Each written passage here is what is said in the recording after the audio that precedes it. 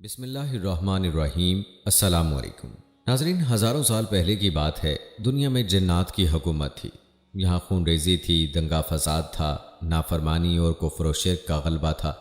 نیکی بہت کم تھی، بدی بہت زیادہ تھی۔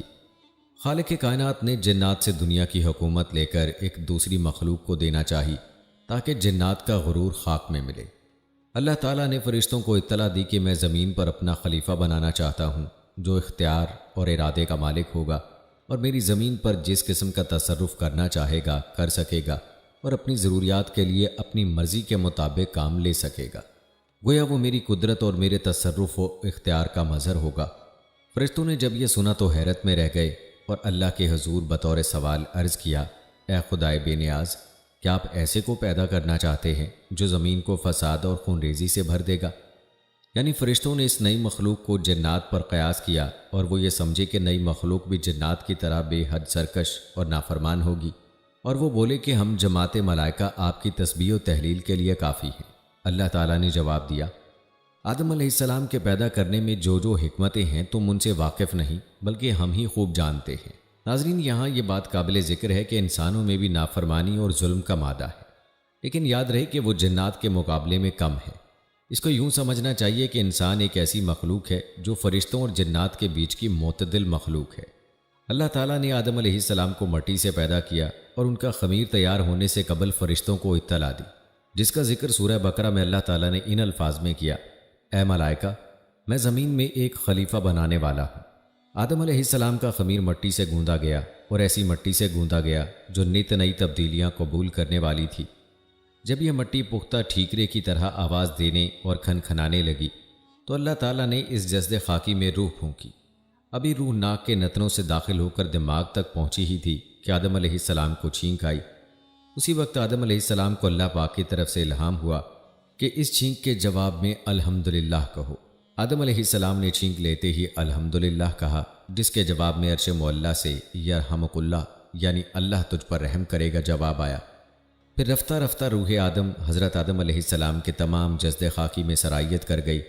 یوں وہ مٹی کا پتلا یک بیک گوشت، پوست، ہڈی، پٹھے کا زندہ انسان بن گیا اور ارادہ، شعور، حس، عقل اور وجدانی جذبات و کیفیات کا حامل نظر آنے لگا۔ پھر اللہ تعالیٰ نے آدم علیہ السلام کو اپنے علم سے علم عطا فرمایا، جیسا کہ ارشاد باری تعالیٰ ہے، اور آدم کو اللہ نے سارے نام سکھا دیے۔ پھر اللہ پاک نے فرمایا، اے ملائکہ، ان چیزوں کے نام بتاؤ۔ فرشتوں کو بھی خبر تک نہ تھی کہ ان چیزوں کے کیا کیا نام ہیں۔ سوچنے کی بات ہے کہ کائنات کی تمام اشیاء فرشتوں کے سامنے پیش ہیں اور ان کے نام ان معصوموں سے دریافت ہو رہے ہیں۔ یہ کیوں؟ تو یاد رہے کہ یہ صرف آدم علیہ السلام کا اعزاز بڑھانے کے لیے تھا۔ چنانچہ اس عظیم سوال پر سارے فرشتے عاجز ہوئے اور سب نے انکساری سے عرض کیا، اے پاک پروردگار، تیری ذات خوب واقف ہے کہ ہم ان چیزوں کے نام نہیں جانتے۔ ہمارے پاس تو بس وہی علم ہے جو تو نے ہمیں عطا کر رکھا ہے، یعنی ذکر خدا اور تسبیح الہی، اور فی الحقیقت تو ہی سب چیزوں کا جاننے والا اور بڑا حکمت والا ہے۔ ناظرین، آپ کو بتاتے چلیں کہ آدم علیہ السلام کے اس شرف علم کے متعلق مفسرین کی متعدد آراء ہیں۔ ایک یہ کہ کائنات کی وہ تمام اشیاء جو ماضی سے مستقبل تک وجود میں آنے والی تھیں، ان سب کے نام اور ان کی حقیقت کا علم حضرت آدم علیہ السلام کو دیا گیا۔ دوسری رائے یہ ہے کہ اس وقت جس قدر اشیاء کائنات میں موجود تھیں ان سب کا علم عطا کیا گیا۔ اور تیسری رائے یہ ہے کہ زمین میں رہائش اور یہاں حکومت کرنے کے لیے جس قدر علوم کی ضرورت تھی وہ سب علوم عطا کیے گئے۔ طب، انجینئرنگ، ہندسہ، سب علوم دیے گئے۔ اور ایک رائے یہ بھی ہے کہ انسانوں کے اندر غصہ، شہوت، بھوک، حسد، تکبر، الغرض بہت سی باطنی کیفیات و احساسات ہیں جنہیں انسان ہی سمجھ سکتے ہیں۔ فرشتوں کے اندر وہ فیلنگز یا جذبات نہیں ہیں، اس لیے وہ اس کے نام اور کیفیات بتا بھی نہیں سکتے۔ بہرحال حضرت آدم علیہ السلام کو صفت علم سے اس طرح نوازا گیا کہ فرشتوں کے لیے بھی ان کی برتری اور استحقاق خلافت کے اقرار کے علاوہ چارہ کار نہ رہا، اور یہ ماننا پڑا کہ اگر ہم زمین پر اللہ تعالیٰ کے خلیفہ بنائے جاتے تو کائنات کے تمام بھیدوں سے ناآشنا رہتے، جیسا کہ قرآن پاک میں ہے کہ اللہ نے کہا، آدم، تم ان کو ان چیزوں کے نام بتا دو۔ چنانچہ جب اس نے ان کے نام ان کو بتا دیے تو اللہ نے فرشتوں سے کہا، کیا میں نے تم سے نہیں کہا تھا کہ میں آسمانوں اور زمین کے بھید جانتا ہوں، اور جو کچھ تم ظاہر کرتے ہو اور جو کچھ چھپاتے ہو مجھے اس سب کا علم ہے۔ اور جب حضرت آدم علیہ السلام کی علمی برتری تمام جنات و ملائکہ پر آشکار اور ظاہر ہو گئی تو اب آدم علیہ السلام کا اعزاز اور بڑھا۔ پھر اللہ تعالیٰ نے فرشتوں کو حکم دیا آدم علیہ السلام کو سجدہ کرو، تو فوراً تمام فرشتوں نے تعمیل ارشاد کی اور سجدے میں گر پڑے، سوائے شیطان کے، وہ سجدے میں نہ جھکا۔ اس سے متعلق قرآن میں متعدد بار متعدد آیات نازل ہوئی ہیں۔ سورہ اعراف میں ہے، اور ہم نے تمہیں پیدا کیا، پھر تمہاری صورت بنائی، پھر فرشتوں سے کہا کہ آدم کو سجدہ کرو، چنانچہ سب نے سجدہ کیا سوائے ابلیس کے، وہ سجدہ کرنے والوں میں شامل نہ ہوا۔ سورہ الحجر میں ہے، ہم نے انسان کو سڑے ہوئے گارے کی کھنکھناتی ہوئی مٹی سے پیدا کیا، اور جنات کو اس سے پہلے ہم نے لو کی آگ سے پیدا کیا، اور وہ وقت یاد کرو جب تمہارے پروردگار نے فرشتوں سے کہا تھا کہ میں گارے کی کھنکھناتی ہوئی مٹی سے ایک بشر کو پیدا کرنے والا ہوں، لہٰذا جب میں اس کو پوری طرح بنا لوں اور اس میں اپنی روح پھونک دوں تو تم سب اس کے آگے سجدے میں گر جانا۔ چنانچہ سارے کے سارے فرشتوں نے سجدہ کیا سوائے ابلیس کے کہ اس نے سجدہ کرنے والوں میں شامل ہونے سے انکار کر دیا۔ اسی طرح سورہ کہف میں ہے، اور وہ وقت یاد کرو جب ہم نے فرشتوں سے کہا تھا کہ آدم کے آگے سجدہ کرو، چنانچہ سب نے سجدہ کیا سوائے ابلیس کے کہ وہ جنات میں سے تھا۔ چنانچہ اس نے اپنے رب کے حکم کی نافرمانی کی، کیا پھر بھی تم میرے بجائے اسے اور اس کی ذریت کو اپنا رکھوالا بناتے ہو، حالانکہ وہ سب تمہارے دشمن ہیں۔ ناظرین، ان آیات سے یہ بات واضح ہوتی ہے کہ انسان پہلے دن سے ہی انسان ہے۔ یہ نظریہ کہ انسان پہلے بندر یا کچھ اور تھا، ارتقائی مراحل طے کرتے ہوئے انسان بن گیا، بے بنیاد نظریہ ہے۔ یاد رہے کہ ڈارون کے اس نظریے کو ملحدین نے ہاتھوں ہاتھ لیا، لیکن جدید تحقیقات اور آثار قدیمہ سے یہ بات ثابت ہو چکی ہے کہ انسان پہلے سے ہی انسان رہا ہے۔ ارتقاء انسانی عمل و شعور میں ہوا ہے، انسان کی ساخت اور قالب میں نہیں۔ ناظرین، یہاں آپ کو ابلیس کے بارے میں بتاتے چلیں کہ اللہ تعالیٰ نے انسانوں سے ہزاروں سال پہلے ایک مخلوق آگ سے پیدا کی تھی جسے جنات کہتے ہیں۔ جنات کی قوم میں ایک بزرگ تھا جس کا نام عزازیل تھا۔ کہا جاتا ہے کہ عزازیل ہی جنات کا جد امجد ہے، جس طرح آدم علیہ السلام انسانوں کے جد امجد ہیں۔ عزازیل بہت عبادت گزار اور اللہ کا نہایت فرما بردار جن تھا۔ وہ جنت میں نور کے ممبر پر بیٹھ کر فرشتوں کو درس دیا کرتا تھا، اور بڑے بڑے فرشتے اس کے شاگرد ہوا کرتے تھے۔ جب عزازیل کی دانائی اور عبادت زمین و آسمان میں اچھی طرح آشکارا ہو گئی تو عزازیل کو یقین ہو گیا کہ میں حقیقت میں کوئی اعلیٰ اعزاز کے قابل ہوں، اور اللہ تعالیٰ کے فرشتوں میں نہ کوئی مجھ سے زیادہ عالم ہے، نہ کوئی مجھ سے زیادہ زاہد، اور اگر ہیں بھی تو میں ان کا سردار ہوں۔ نیز عزازیل کو خود پر غرور ہو چلا تھا، اسی لیے اللہ تعالیٰ نے جب فرشتوں کو حکم دیا کہ آدم علیہ السلام کے سامنے سجدہ کرو تو تمام فرشتوں نے آدم علیہ السلام کو سجدہ کیا الا ابلیس، مگر عزازیل جس کا لقب آج سے ابلیس ہوتا ہے اس نے سجدہ نہیں کیا۔ لکھا ہے کہ جب فرشتوں نے حضرت آدم علیہ السلام کو سجدہ کیا تو پورے 100 برس تک تمام ملائکہ سجدے میں پڑے رہے۔ پھر جب انہوں نے سجدے سے سر اٹھایا تو دیکھا کہ عزازیل یعنی ابلیس حضرت آدم علیہ السلام سے منہ موڑے اکڑا ہوا کھڑا ہے، اور اس کا سارا منہ سیاہ ہو رہا ہے، جو آج سے پہلے نہایت خوبصورت تھا۔ وہ آج ایک خوفناک دیو کی صورت میں نظر آتا ہے۔ ابلیس کی یہ بری حالت دیکھ کر تمام ملائکہ خوف خداوندی سے پھر سجدے میں گرے، جس میں انہوں نے اپنی اطاعت اور اپنی خیریت پر لاکھ لاکھ شکر خداوندی ادا کیا۔ یہاں حضرت محمد صلی اللہ علیہ وآلہ وسلم فرماتے ہیں کہ اللہ تعالیٰ کو یہ 2 سجدے فرشتوں کے اتنے پسند آئے، اسی لیے اللہ تعالیٰ نے اپنے تمام بندوں پر نماز میں 2 سجدے فرض کیے کہ ایک فرما برداری کا اور دوسرا فرما برداری کے ادا کرنے کا شکریہ کا۔ واللہ اعلم۔ کہتے ہیں جب تمام فرشتے سجدے سے اٹھے تو اللہ تعالیٰ کا ارشاد ہوا، اے ابلیس، آدم علیہ السلام کو سجدہ کرنے سے تجھے کس چیز نے روکا؟ اللہ تعالیٰ اگرچہ عالم الغیب ہیں اور دلوں کے بھیدوں سے خوب واقف ہیں، اور ماضی، حال اور مستقبل سب اس کے لیے یکساں ہیں، مگر اللہ نے دوسروں کو دکھانے کے لیے ابلیس کے امتحان و آزمائش کے لیے یہ سوال کیا۔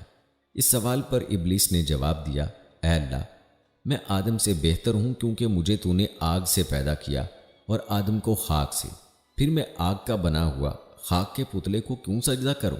کتب تواریخ میں لکھا ہے کہ ابلیس نے صرف اس زوم میں یہ نافرمانی کی کہ آدم علیہ السلام کی اصل اعلیٰ اور افضل نہیں ہے، یعنی مٹی آدم علیہ السلام کی اصل ہے اور وہ آگ کی پیداوار، مگر بدبخت شیطان اپنے غرور و تکبر میں یہ بھول گیا کہ وہ خود اور آدم علیہ السلام دونوں خدا کی مخلوق ہیں، تو مخلوق کی حقیقت خالق سے بہتر وہ مخلوق خود بھی نہیں جان سکتی۔ وہ اپنے غرور و تکبر میں یہ بھی بھول گیا، بلکہ یہ سمجھنے سے قاصر رہا کہ مرتبے کی بلندی اور پستی اس مادے کی بنا پر نہیں ہے جس سے کسی مخلوق کا خمیر تیار کیا جائے، بلکہ اس کی ان صفات پر ہے جو خالق کائنات نے اس کے اندر ودیت کی ہے۔ یوں بھی مٹی کے اندر عاجزی کی صفت ہے جو اللہ تعالیٰ کو بہت پسند ہے، جبکہ آگ کے اندر بلندی اور بڑائی کی صفت ہے جو اللہ تعالیٰ کو پسند نہیں۔ بہرحال شیطان کا جواب چونکہ غرور و تکبر پر مبنی تھا، اس لیے اللہ تعالیٰ نے اس پر واضح کر دیا کہ کبر و نخوت نے تجھ کو اس قدر اندھا کر دیا ہے کہ تو اپنے خالق کے حقوق و احترام سے بھی منکر ہو گیا، اس لیے مجھ کو ظالم قرار دیا اور یہ نہ سمجھا کہ تیری جہالت نے تجھ کو حقیقت کو سمجھنے سے قاصر کر دیا، پس تو اب اس سرکشی کی وجہ سے ابدی ہلاکت کا مستحق ہے، اور یہی تیرے عمل کی قدرتی پاداش ہے، جس کا تذکرہ سورہ ہجر میں یوں ہوا ہے۔ اللہ نے کہا، ابلیس تجھے کیا ہوا کہ تو سجدہ کرنے والوں میں شامل نہیں ہوا؟ اس نے کہا، میں ایسا گرا ہوا نہیں ہوں کہ ایک ایسے بشر کو سجدہ کروں جسے تو نے سڑے ہوئے گارے کی کھنکھناتی ہوئی مٹی سے پیدا کیا ہے۔ اللہ نے کہا، اچھا تو یہاں سے نکل جا کیونکہ تو مردود ہو گیا ہے۔ چنانچہ ابلیس کا لباس بزرگی و کرامت اتار لیا گیا اور اس کو لعنت و پھٹکار کا جامہ پہنا دیا گیا اور ملعون کر کے مقام قرب سے نکال دیا گیا۔ لکھا گیا ہے کہ ابلیس کا حسن و جمال ملائکہ سے بہت اچھا تھا، وہ نہایت نورانی صورت تھا، مگر آج غرور و نافرمانی کے سبب ایسی صورت ہو گئی کہ جو دیکھتا تھا وہ اس پر لعنت ملامت کرتا تھا۔ کہتے ہیں جب ابلیس کو ملعون کر کے جنت سے نکالا جانے لگا تو ابلیس نے توبہ و ندامت کی بجائے اللہ سے یہ استدعا کی کہ اے اللہ، اگر تم مجھے اپنی حضوری سے نکالتا اور جنت سے محروم کرتا ہی ہے تو مجھے یہ مہلت دی جائے کہ میں تا قیامت زندہ رہوں۔ اور اس نے دو مطالبے کیے، ایک بہت بڑی زندگی اور اختیارات کا، دوسرا موت نہ آنے کا۔ مطلب یہی ہے کہ قیامت کا دوسرا سور جس سے سب دوبارہ اٹھائے جائیں گے، جس کے بعد کوئی مرے گا نہیں، اس وقت تک مہلت دیجیے۔ اللہ تعالیٰ نے اسے اختیارات دیے اور مہلت بھی دی، لیکن مہلت دوبارہ اٹھائے جانے تک نہیں دی، بلکہ فرمایا یعنی تجھے ایک مقررہ وقت تک مہلت ہے۔ بظاہر اس سے مراد قیامت کا پہلا سور پھونکے جانے تک ہے۔ یہ سن کر اس نے پھر ایک مرتبہ اپنی شیطانیت کا مظاہرہ کیا اور کہنے لگا، جب تو نے مجھے راندہ درگاہ کر ہی دیا تو مجھے بھی جس آدم کی بدولت یہ رسوائی نصیب ہوئی ہے اس کو اور اس کی اولاد کو رسوا کروں گا اور ہر طرح سے ان کو گمراہ کروں گا اور ان کی اکثریت کو تیرا ناشکرہ بنا کر چھوڑوں گا، مگر تیرے مخلص بندے میرے تیر سے گھائل نہ ہو سکیں گے اور ہر طرح سے محفوظ رہیں گے۔ اللہ تعالیٰ کی طرف سے ابلیس کو یہ جواب دیا گیا، ہماری فطرت کا قانون مکافات عمل اٹل قانون ہے، جو جیسا کرے گا ویسا ہی بھرے گا۔ جو بنی آدم تیری پیروی کرے گا وہ تیرے ساتھ ہی جہنم کا سزاوار ہوگا۔ جا اپنی ذلت و رسوائی اور شومائی قسمت کے ساتھ یہاں سے دور ہو جا اور اپنی پیروکاروں کی ابدی لعنت یعنی جہنم کا منتظر رہ۔ ناظرین، جہاں ابلیس راندہ درگاہ ہوا وہیں حضرت آدم علیہ السلام کو اللہ تعالیٰ نے جنتی لباس پہنایا اور جنت میں داخل فرمایا۔ یاد رہے کہ یہ جنت کشمیر یا دنیا کی کوئی اور جگہ نہیں بلکہ اصلی جنت تھی جو اوپر آسمانوں میں ہے۔ آپ جنت میں جہاں چاہتے گھومتے، جو چاہتے کرتے، لیکن ساتھ میں خود کو اکیلا محسوس کرتے۔ اللہ تعالیٰ نے بی بی حوا علیہ السلام کو آپ کی بائیں طرف کی پسلی سے پیدا کیا۔ جس وقت بی بی حوا علیہ السلام پیدا ہو رہی تھیں فرشتوں سے پردہ کرایا گیا۔ بی بی حوا علیہ السلام دنیا کی نہایت خوبصورت خاتون تھیں۔ جب حضرت آدم علیہ السلام سو کر اٹھے تو پوچھا، تم کون ہو؟ انہوں نے کہا، اللہ نے مجھے آپ کے لیے پیدا کیا کہ آپ مجھ سے سکون حاصل کر سکیں اور آپ کی تنہائی ختم ہو سکے۔ وہ دونوں خوشی سے جنت میں رہنے لگے۔ اللہ تعالیٰ نے فرمایا، تم جہاں جانا چاہو جا سکتے ہو، جو کھانا ہے کھا سکتے ہو، بس ایک درخت کا پھل کھانے کے لیے منع کیا کہ اگر کھاؤ گے تو نقصان اٹھاؤ گے۔ ابلیس تمہارا اور تمہاری بیوی کا دشمن ہے، کہیں ایسا نہ ہو کہ وہ تمہیں جنت سے نکال دے اور تم مصیبت میں پڑ جاؤ۔ ناظرین، اس درخت کے بارے میں اکثر پوچھا جاتا ہے کہ وہ درخت کون سا ہے۔ مشہور ہے کہ وہ گندم کا درخت تھا، ایک قول انگور کا ہے، اس کے علاوہ بھی اقوال ہیں۔ حافظ ابن کثیر فرماتے ہیں کہ اس حوالے سے 6 اقوال ملتے ہیں، اور سب سے بہترین بات یہ ہے کہ جس چیز کو ذکر کرنے کی اللہ نے ضرورت نہیں سمجھی، ہمیں بھی اس کے پیچھے زیادہ نہیں پڑنا چاہیے۔ ناظرین، ادھر ابلیس کو ایک پل چین نہیں آ رہا تھا۔ اس نے بی بی حوا علیہ السلام یعنی عورت ذات کو استعمال کرنے کا منصوبہ بنایا۔ ابلیس نے بی بی حوا علیہ السلام کو بہکانا شروع کر دیا، وسوسہ ڈالنے لگا کہ اس درخت کا پھل کھا لو جسے اللہ نے منع کیا ہے، کھا لو گے تو ہمیشہ ہمیشہ کے لیے جنت میں رہ پاؤ گے فرشتوں کی طرح، ورنہ تم مر جاؤ گے۔ کہا جاتا ہے کہ شیطان سانپ کے ساتھ مل کر جنت میں گیا اور سانپ کی صورت میں ان سے بات کی، اللہ کے نام کے قسمیں کھائیں اور قسمیں کھا کر یقین دلایا کہ اللہ نے اس درخت سے شروع میں روکا تھا، اس لیے کہ اس وقت تمہاری نئی پیدائش ہوئی تھی، تمہارا جسم اسے برداشت نہیں کر سکتا تھا۔ اب ایک عرصہ ہو گیا ہے، اب تم مضبوط ہو چکے ہو، اب اسے کھانے میں کوئی حرج نہیں ہے۔ بی بی حوا علیہ السلام اس کی باتوں میں آ گئیں۔ وہ سمجھ رہی تھیں کہ اللہ کے نام کی قسم کھا کر کوئی غلط بات نہیں کر سکتا۔ بی بی حوا علیہ السلام نے حضرت آدم علیہ السلام کو قائل کر لیا کہ اس درخت کو کھانا پہلے ہمارے لیے درست نہ تھا، لیکن اب درست ہے۔ حضرت آدم علیہ السلام سمجھے کہ اللہ تعالیٰ کا یہ منع کرنا شاید تشریع نہیں تھا بلکہ شفقتاً تھا۔ اللہ تعالیٰ کے ارشاد کے کچھ اہم الفاظ آپ اس وقت بھول گئے۔ یہ بھی یاد نہ رہا کہ خود انسان فرشتوں سے افضل ہے، درخت کھا کر فرشتہ بننے کی کیا ضرورت۔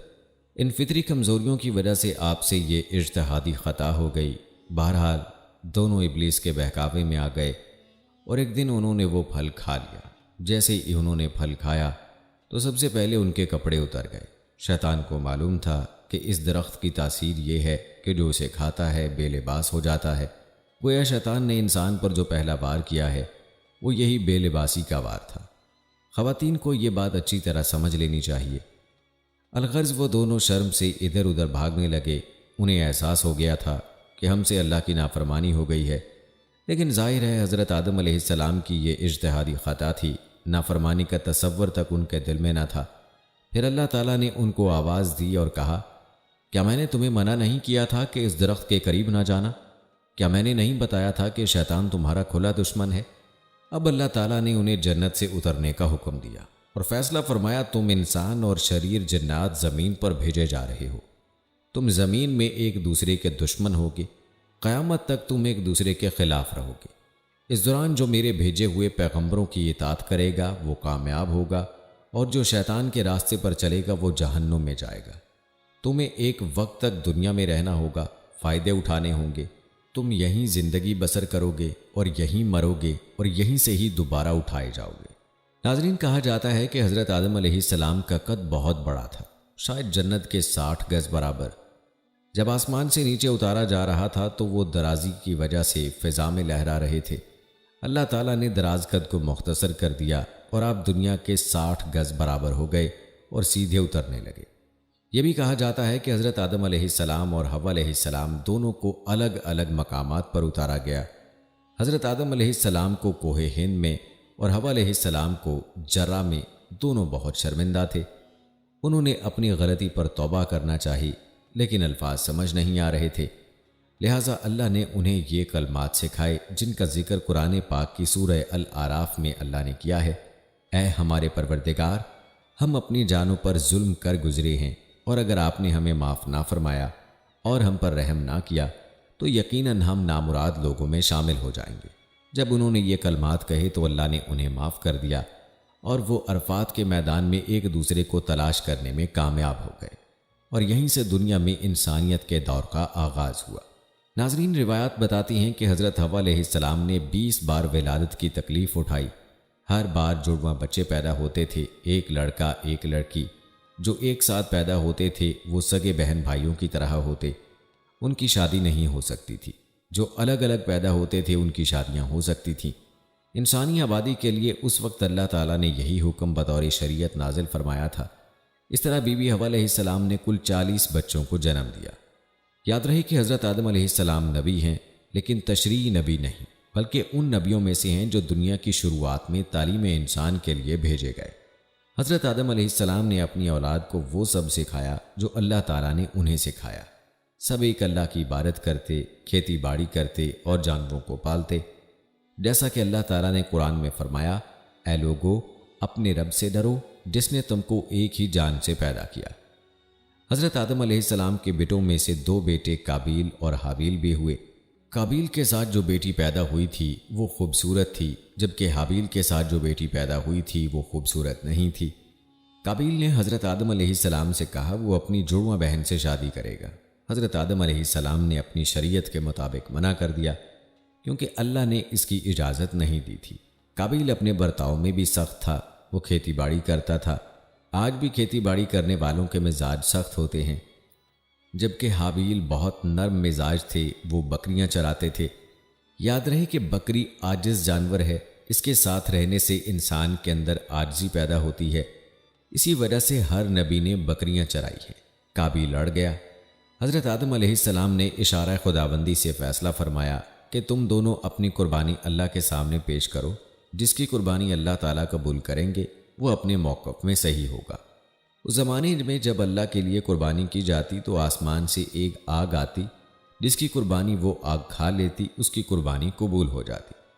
حابیل نیک اور مخلص انسان تھے، انہوں نے اپنے گلے کے سب سے اچھے جانور کو قربانی کے لیے پیش کیا، جبکہ قابیل نے سب سے گھٹیا پھل نذرانے میں دیے۔ آگ آئی اور حابیل کی قربانی کو کھا لیا۔ حابیل کی جیت ہوئی اور قابیل کو شکست۔ فیصلہ ہو گیا کہ حابیل متقی اور نیک انسان ہے اور وہ اپنے موقف میں درست ہے۔ قابیل کو حسد ہونے لگا، بجائے نیکی اور تقوی کا راستہ اختیار کرنے کے وہ شیطان کے جال میں پھنستا چلا گیا۔ اسے حابیل پر بہت غصہ آنے لگا۔ اس نے ٹھان لی کہ وہ حابیل کو قتل کر کے رہے گا۔ ایک دن موقع پا کر اس نے حابیل سے کہا کہ میں تمہیں ختم کر دوں گا۔ حابیل نے کہا میں تم پر ہاتھ نہیں اٹھاؤں گا، میں مظلوم بننا پسند کروں گا، ظالم بننا نہیں۔ کہتے ہیں قابیل نے حابیل کے سر پر بڑا سا پتھر مارا جو ان کی موت کا سبب بنا۔ یہ دھرتی پر پہلا انسانی قتل بھی تھا اور پہلی موت بھی۔ قابیل نے قتل کا جرم کر لیا، لیکن اس کو سمجھ نہیں آ رہی تھی کہ حابیل کی لاش کا کیا کرے، کیونکہ ابھی تک کسی کی موت نہیں ہوئی تھی۔ وہ اسی شش و پنج میں تھا کہ اللہ تعالیٰ نے ایک کوے کے ذریعے اسے مردہ دفنانے کا طریقہ سمجھایا۔ ایک کوا اپنے ساتھی کو زمین میں گڑھا کھود کر دفنا رہا تھا۔ قابیل بہت شرمندہ ہوا۔ اس نے دل ہی دل میں سوچا کہ میں تو کوے سے بھی گیا گزرا ہوں، کوا تدفین کا طریقہ جانتا ہے، میں نہیں۔ قابیل نے گڑھا کھودا اور حابیل کو دفنا دیا۔ اس کے بعد قابیل جسے شادی کرنا چاہتا تھا اسے لے کر حضرت آدم علیہ السلام سے بہت دور نکل گیا۔ حضرت آدم علیہ السلام کے ساتھ جتنے لوگ تھے ان میں سے جو شیطان کے بہکاوے میں آتے گئے وہ قابیل سے ملتے گئے۔ حضرت آدم علیہ السلام کو جب حابیل کے قتل کے بارے میں پتہ چلا تو آپ کو بہت صدمہ ہوا۔ ناظرین، اس سے پہلے کہ ہم حضرت آدم علیہ السلام کی وفات کا تذکرہ کریں، یہاں پر تخلیق آدم سے متعلق چند اہم باتوں کا تذکرہ ضروری ہے۔ تو یاد رہے کہ اکثر لوگوں کے ذہن میں یہ سوال آتا ہے کہ انسان اول حضرت آدم علیہ السلام کی پیدائش کب ہوئی؟ کیا کائنات ارض و سماوا کے ساتھ ساتھ یا غیر معین مدت کے بعد آدم علیہ السلام کی ہستی عالم وجود میں آئی؟ تو آپ کو بتاتے چلیں کہ علماء یہود و نصارہ اور بعض علماء اسلام کا قول ہے کہ حق تعالیٰ نے تخلیق و تکوین کائنات کے بارے میں جو 6 ایام یعنی 6 دن کی تعبیر اختیار فرمائی ہے، انہی ایام میں سے ایک دن حضرت آدم علیہ السلام کی تخلیق مکمل ہوئی اور وہ جمعے کا دن تھا۔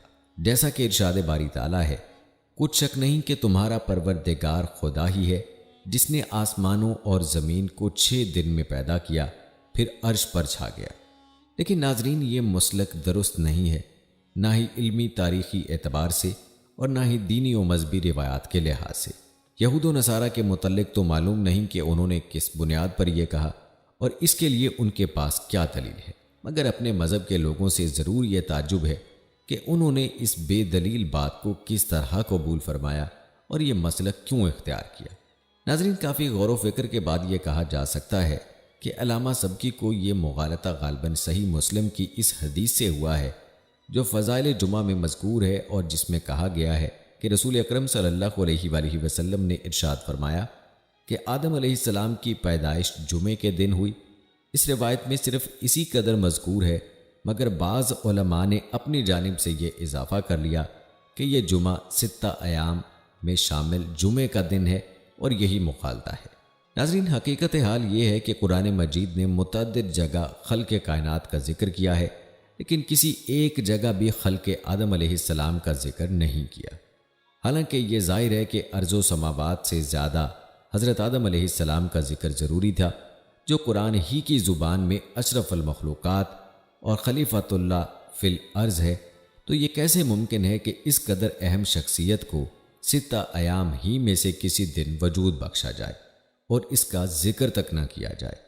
کیونکہ ان آیات میں صرف 2 ہی باتیں ذکر کی گئی ہیں، ایک ارض و سماوات کی پیدائش کا معاملہ اور دوسرا استوا علی العرش کا، مگر حضرت آدم علیہ السلام کی ولادت سے متعلق صراحت تو دور، اشارہ تک موجود نہیں ہے۔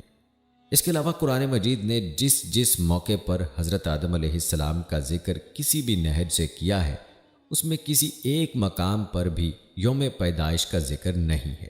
تب بات واضح ہے کہ اصل حقیقت یہی ہے کہ خلق و سماوات و ارض سے ہزاروں لاکھوں بلکہ غیر معین مدت کے بعد، جس کا علم صرف عالم غیب ہی کو ہے، حضرت آدم علیہ السلام کو کسی جمعے میں خلط وجود عطا کیا گیا، اور 6 ایام کے جمعے کے دن کسی کی بھی تخلیق تکوین نہیں ہوئی، بلکہ استوا علی العرش کا مظاہرہ ہوا، اور اس لیے جمعے کا دن جشن یا تعطیل کا دن قرار پایا۔ ناظرین، ایک اور سوال جو پوچھا جاتا ہے وہ یہ ہے کہ آدم و حوا عربی نام ہیں یا اجمی، اور یہ نام کسی مناسبت سے رکھے گئے ہیں یا صرف نام ہی کی حیثیت میں ہیں؟ تو ناظرین، پہلے سوال کے متعلق مشہور محدث حافظ ابن حجر عسقلانی رحمہ اللہ کی رائے یہ ہے کہ یہ سریانی نام ہے، اور بائبل میں الف کے مد اور دال کے طور پر 7 پڑھا جاتا ہے، یعنی آدام، اور علامہ جوہری کہتے ہیں کہ یہ عربی نام ہیں۔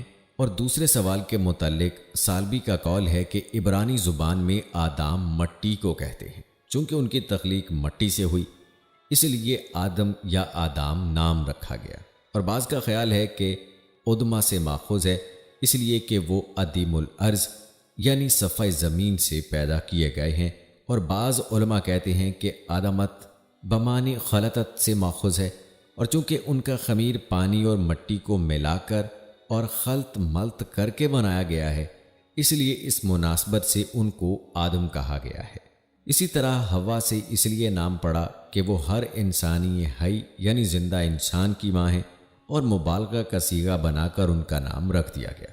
بہرحال ناظرین، بیان کردہ تمام وجوہ بیک وقت بھی صحیح ہو سکتی ہیں، اور کسی ایک وجہ کو دوسری پر ترجیح بھی دی جا سکتی ہے، کیونکہ یہ باب بہت وسیع ہے۔ ناظرین، ایک اور سوال یہ بھی کیا جاتا ہے کہ اللہ تعالیٰ نے سجدے کا جو حکم دیا تھا وہ فرشتوں کو دیا تھا، اور ابلیس فرشتوں کی جنس میں داخل نہیں، تو پھر اس پر عتاب الہی کیوں ہوا، اور وہ نافرمانی کا مرتکب کس لیے قرار دیا گیا؟ تو اس کا جواب یہ ہے کہ بلا شبہ ابلیس ملائکہ کی جنس سے نہ تھا۔ قرآن مجید میں اس کی تصریح موجود ہے، وہ جن سے تھا، پس اس نے اپنے پروردگار کی نافرمانی کی۔ مگر جب اللہ تعالیٰ نے سجدے کا حکم فرمایا تو اس وقت وہ اس مجلس میں موجود تھا، اور غیر معلوم مدت تک فرشتوں کے ساتھ تسبیح و تحلیل میں مشغول رہنے کی وجہ سے بھی وہ اس حکم کا مخاطب تھا، اور وہ بھی خود کو مخاطب سمجھتا تھا۔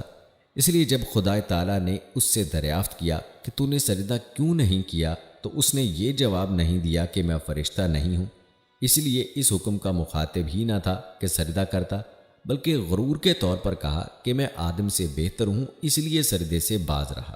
یہی جواب صحیح اور درست ہے، ورنہ تو ایک ضعیف اور کمزور رائے یہ بھی ہے کہ ملائکۃ اللہ میں سے ایک قسم کو جن بھی کہا جاتا ہے، اور یہ انہی میں سے ایک تھا، مگر اس رائے کی تائید نہ قرآن سے ملتی ہے اور نہ صحیح احادیث سے۔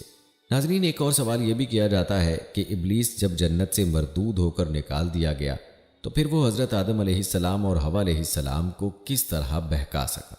علماء اسلام سے اس کے 2 جواب منقول ہیں۔ ایک یہ کہ اگرچہ ابلیس جنت سے نکال دیا گیا، لیکن پھر بھی اس کا ایک گناہ گار اور نابکار مخلوق کی حیثیت میں جنت کے اندر داخل ہونا اس کے مردود ہونے کے منافی نہیں ہے، اس لیے اس نے اسی حیثیت سے اندر جا کر حضرت آدم و حوا علیہ السلام سے گفتگو کی اور ان کو لغزش میں ڈال دیا۔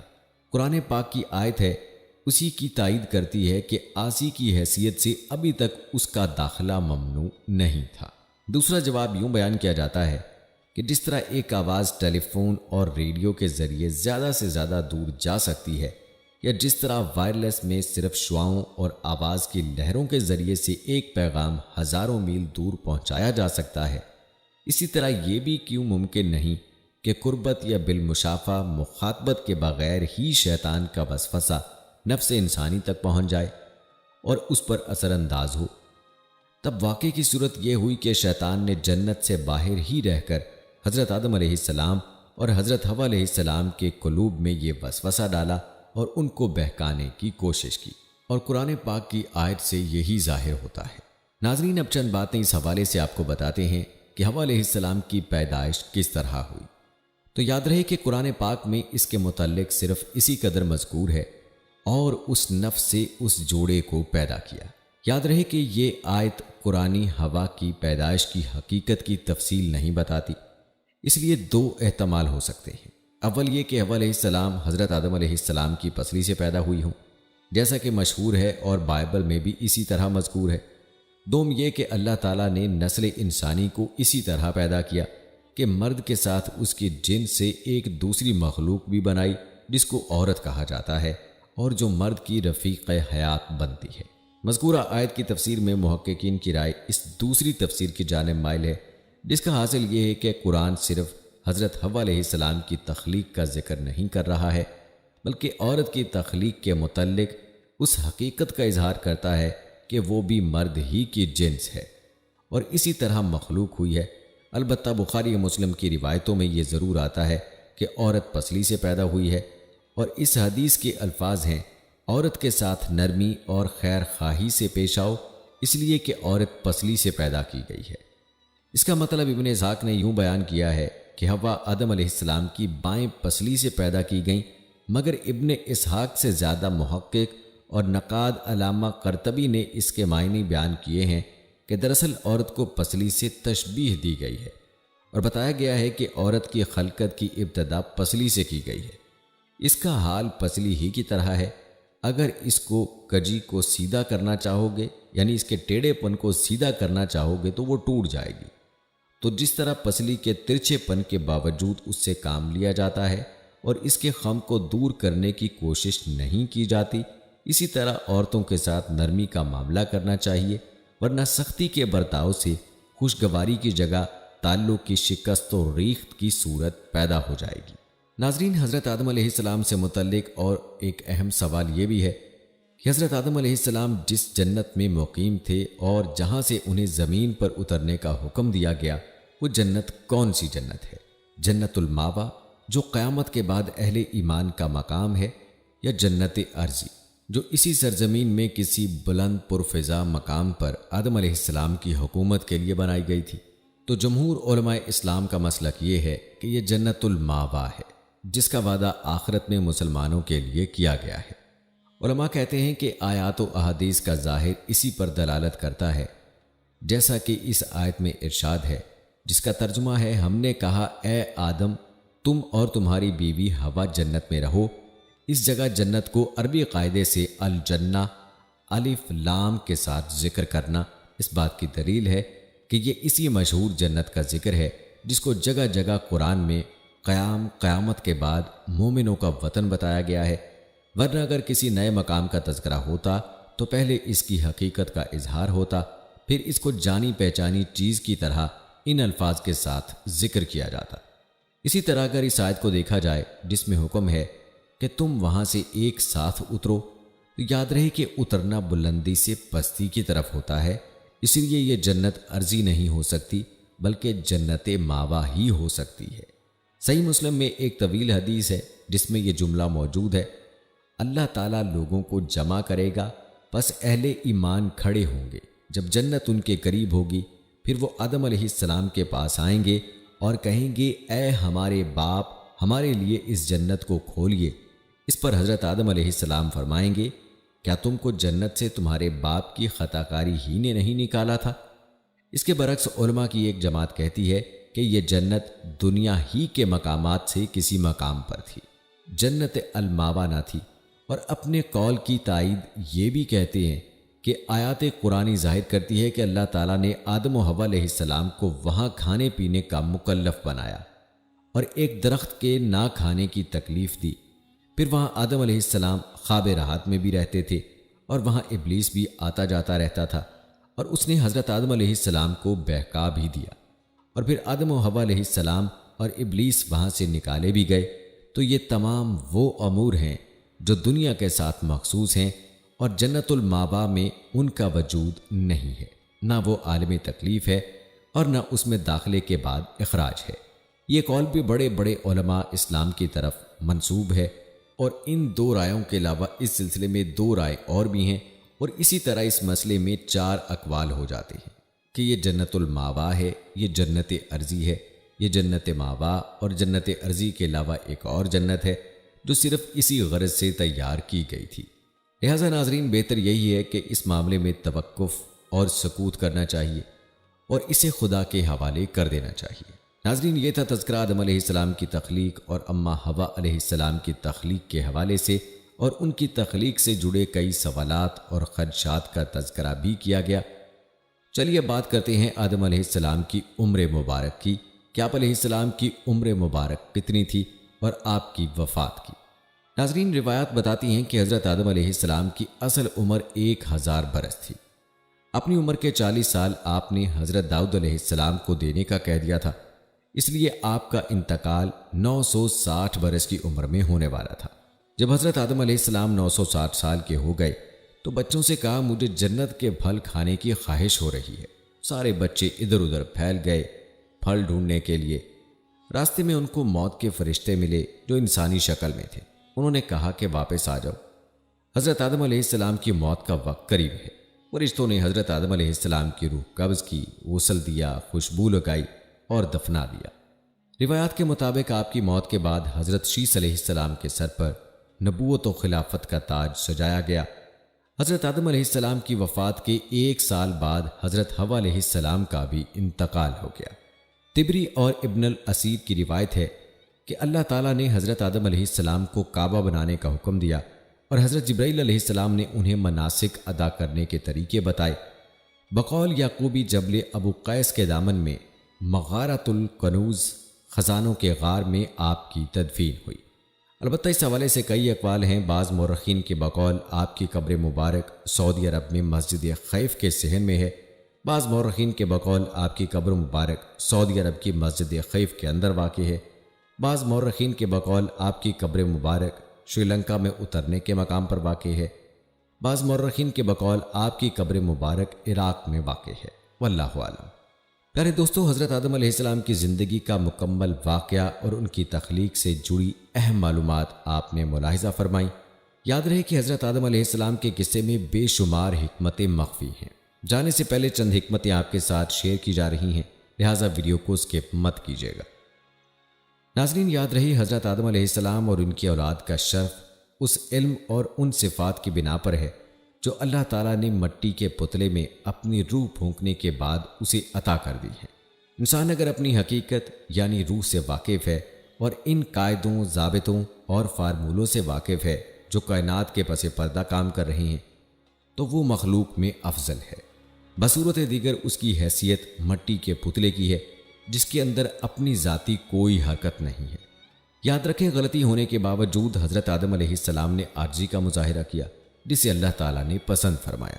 یعنی اللہ تعالیٰ کو عجز و انکساری پسند ہے، اور عجز و انکساری کا نتیجہ ہی ہے کہ حضرت آدم علیہ السلام کی اولاد میں 1,24,000 پیغمبر تشریف لائے۔ یاد رہے، عجز کے مقابلے میں گستاخی یا بغاوت بڑی سے بڑی نیکی اور بھلائی کو کھا جاتی ہے۔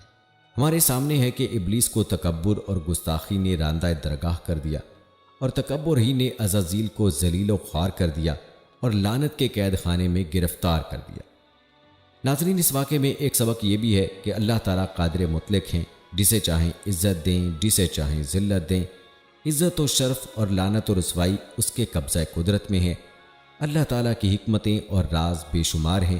ان رازوں سے وہ لوگ واقف ہو جاتے ہیں جو عارف باللہ اور سیدنا حضور علیہ الصلوۃ والسلام کی نسبت کے حامل ہیں۔ دوستو، یہ تھی ہماری آج کی ویڈیو۔ جانے سے پہلے ہماری ویڈیو کو شیئر لازمی کیجیے۔ امید کرتے ہیں کہ ہماری آج کی یہ ویڈیو آپ کو پسند آئی ہوگی۔ اس ویڈیو کے متعلق اپنی رائے کا اظہار بھی ضرور کیجیے گا۔ مجھے اگلی ویڈیو تک اجازت دیں۔ فی امان اللہ۔